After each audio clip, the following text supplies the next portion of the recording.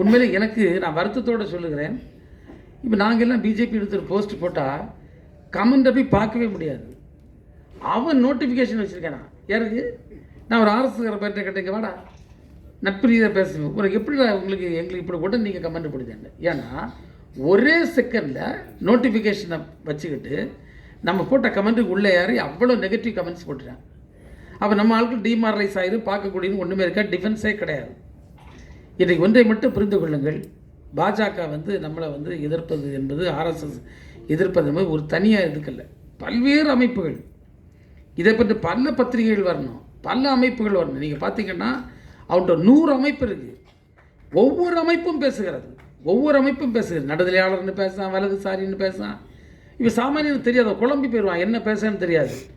இப்படி ஒவ்வொருத்தரும் பேசி பேசி பேசி பேசி தவறான கருத்துக்களை, அரைகுறை கருத்துக்களை, அக்கா சொன்னது மாதிரி மிக பொய்யான கருத்துக்களை, பட்டவர்த்தனமாக பேசுகின்ற வேலைகளை அவன் செய்து கொண்டிருக்கின்றான். அப்போ இதை நம்ம நெருக்கணும்னா நம்ம அதே மாதிரி நீங்கள் ஒன்றை மட்டும் புரிந்து கொள்ளுங்கள். ஒருத்தன் நம்மளை AK-47 வச்சு சுடக்கு வரவன்ற நம்ம கம்பை தூக்கிட்டு போக முடியாது. இதை தயவு செய்து புரிஞ்சுடுங்க. இங்கே தான் நம்ம ஏதோ அவர்கிட்ட போய் பேசலாம். நீங்கள் இந்த துன்மார்க்கின்ற இறக்கத்தை எதிர்பார்க்காங்க. நீங்கள் அவன்கிட்ட ஒரு இறக்கமும் நீங்கள் பார்க்க முடியாது. நீங்கள் இறக்கப்பட்டால் அவன் அமைக்கணும், அவ்வளோதான். ஈஸியாக போச்சு வேலை. இவன் அடித்து பிடிச்சி உள்ளே போடுறான், இவன் தாரா மாட்டிட்டான், சிக்கிறான்னு தூக்கி போட்டுறான். இதுதான் அவங்களுடைய நிலைப்பாடு. இன்றைக்கு அவங்க ஒவ்வொரு மாவட்டத்திலும் ஒவ்வொரு கோயில்கள்லையும் எப்படி போகிறது, அங்கே இருக்கக்கூடிய மக்களை எப்படி அவருக்கு மூலச்செலவை பண்ணுவது, அவற்றை எப்படி வெறியை ஏற்படுத்துவது என்கின்றதை திட்டமிட்டு அரங்கேற்றக்கூடிய ஒரு சூழல் இருக்கின்றார்கள். திராவிடம் என்ற வார்த்தை அவர்களுக்கு ஒரு பெரிய சவாலான வார்த்தை என்பதற்கு என்ன காரணம் என்றால், நாம் பெண் சமத்துவத்தை பற்றி பேசுகின்றோம், அதிகார பரவலாக்கலை பற்றி பேசுகின்றோம், அதிகார குவியலுக்கு எதிராக நாம் குரல் கொடுக்கின்றோம், மாநில சுயாட்சி என்ற அற்புதமான தத்துவத்தை நாம் முன்னிறுத்துகின்றோம். ஏனென்றால் மாநிலங்கள் ஒவ்வொன்றாக வஞ்சிக்கப்படுகிறது. அதனால் நம்ம அதை எதிர்த்து நீங்கள் பார்த்தீங்கன்னா, முதல்ல எஜுகேஷனை கையில் எடுத்தாச்சு, அவங்க ஹெல்த்தை கையில் எடுத்தாச்சு. இந்த COVID-19 நடந்த நேரத்தில் ஒன்றிய அரசு ஏதாவது மாநிலங்களை கலந்தாலோசித்தா, எதையாவது கேட்டானா, எதுவுமே நீங்கள் பண்ணலை. இப்படி ஒவ்வொன்றையாக அவர்கள் எடுத்துக்கொண்டிருக்கின்றார்கள். எனவே அதற்கு எதிராக குரல் கொடுக்கக்கூடிய இயக்கமும் நம்முடைய திராவிட இயக்கம் தான். மதர்சார்பற்ற தன்மை என்பதில் ஒரு தெளிவான நிலைப்பாடோடு இந்திய துணைக்கண்டத்தில் இருப்பது திராவிட இயக்கங்கள் தான்.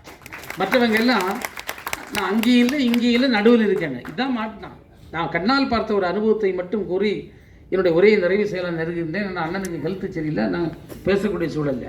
நண்பர்களே, நான் சொல்லுகின்றேன், சபரிமலை கோயில் பிரச்சனை இருக்குது. நான் பக்கத்தில் இருக்கக்கூடிய கன்னியாகுமரி மாவட்டத்தை சார்ந்தவன். ஒவ்வொரு நாளும் உன்னிப்பாக கேரளாவில் நடந்துவிட்ட சம்பவங்களை நான் பார்த்து கொண்டே இருந்தேன்.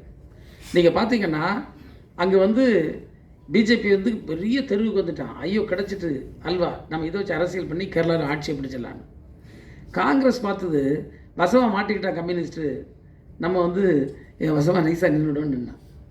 கம்யூனிஸ்ட் கட்சி அது தெளிவாக பல சமூக அமைப்புகளை, மதசார்பற்ற அமைப்புகளை, ஜனநாயகத்தின் நம்பிக்கை கொண்ட அமைப்புகளை எல்லாவற்றையும் ஒருங்கிணைத்து அடின்னு தெருவில் இறங்கி அடித்தான். அந்த ஒரே காரணத்தினால அவன் எடுத்த கம்பு இவன் எடுத்த கம்போட பெரிய கம்பு. அதனால தான் அடித்து தகர்த்து 2வது முறை அங்கே ஆட்சிக்கு வந்தாங்க. அந்த சபரிமலை பிரச்சனை வரலன்னா கம்யூனிஸ்ட் கட்சி 2வது முறை அங்கே ஆட்சிக்கு வந்திருக்காது. அப்போ எவ்வளவு பெரிய ஒரு ஆயுதத்தை தனக்கு சாதகமாக்கலான்னு சொல்லி அவன் எடுத்துட்டு வந்த நேரத்தில் அதை சித்தாந்த அரசியலால் முறியடிக்க முடிந்ததென்றால், நிச்சயமாக எந்த சித்தாந்தமும் இல்லாமல் உணர்வு நிலையில் மக்களை ஏமாற்றுகின்ற இந்த இந்துத்துவ கும்பலை நாம் சரியான ஆயுதத்தோடு அவர்களை எதிர்த்து நின்றோம் என்றால் அவர்களை முறியடிக்க முடியும் என்பதற்கு எந்தவித அச்சமும் ஐயப்பாடும் இல்லை. அந்த வேலைகளை நாம் எப்படி செய்கின்றோம்? அக்கா சொன்ன மாதிரி உனக்கு எனக்கு என்ன நம்ம இருந்தோம்னா, இந்த ஆபத்தை 2 பேரும் சேர்ந்து பங்கு போட வேண்டியதான், வேற ஒன்றும் பண்ண முடியாது.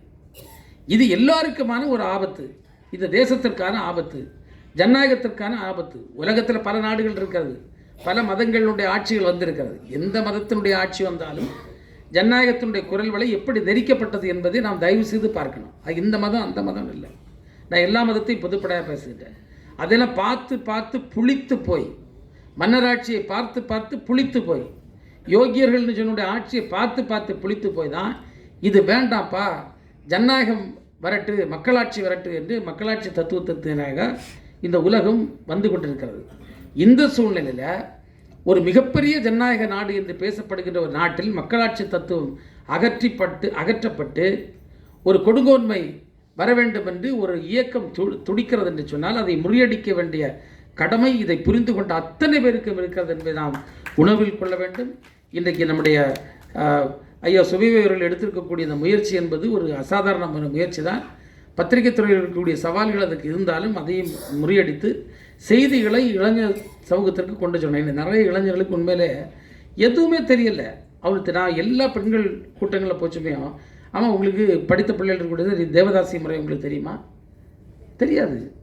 நீங்கள் இந்த கைம்பெண் அந்த கொடுமைகள் நீங்கள் கேள்விப்பட்டிருக்கீங்களா? நீங்கள் உடன்கட்டை ஏறுதல் பற்றி தெரியுமா? தொழிற்சிலை போராட்டத்தின் வரலாறு உங்களுக்கு தெரியுமா? பலருக்கு தெரியாது. அதை பற்றி தெரிந்து கொள்வதற்கு விரும்பலை.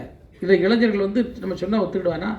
அப்போ எந்த வடிவத்தில் நாம் கொண்டு செல்ல இருக்கின்றோம், எப்படி அவர்களிட செய்திகளை சென்று சேர்க்க இருக்கின்றோம் என்பது நிச்சயமாக இந்த திராவிட சித்தாந்தத்தை ஏற்றுக்கொண்டவர்கள் அல்லது பொது உடைமை கருத்துக்களை ஏற்றுக்கொண்டவர்கள், ஜனநாயகத்தின் மீது மதசார்பற்ற தன்மையின் மீது நம்பிக்கை கொண்ட அனைத்து இயக்கங்களும் ஒன்றிணைந்து இவர்களை மிக வலுவாக களத்தில் நாம் எதிர்க்க வேண்டும். அதற்கு நாம் எல்லாம் துணை நிற்போம் என்று சொல்லி உங்களுடைய முயற்சி